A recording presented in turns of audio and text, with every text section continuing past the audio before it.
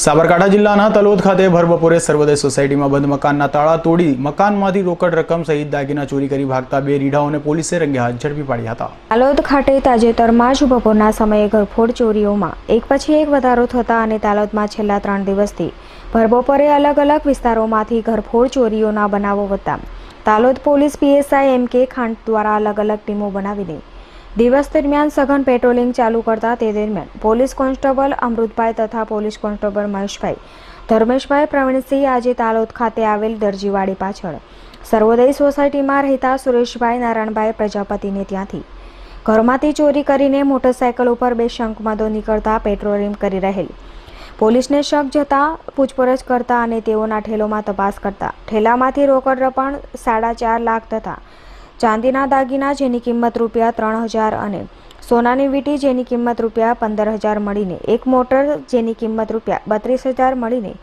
કુલ 5 લાખનો મુદ્દામાલ સાથેની બેની અટકાયત કરી હતી। તલોદ પોલીસ સ્ટેશનમાંથી અલગ અલગ ટીમો બનાવેલી જે અનુસંધાને આજ રોજ અમો તથા સ્ટાફના માણસો પેટ્રોલિંગમાં હતા।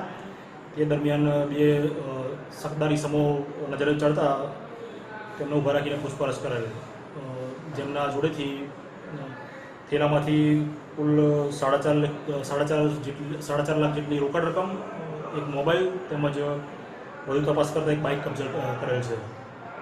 તેમજ આ વિષયની વધુ પૂછપરછ કરતા તલોદમાં તાજેતરમાં થયેલી 3 ઘરફોડ ચોરી તેમજ એક સારી ચોરી કબૂલ કરેલ છે।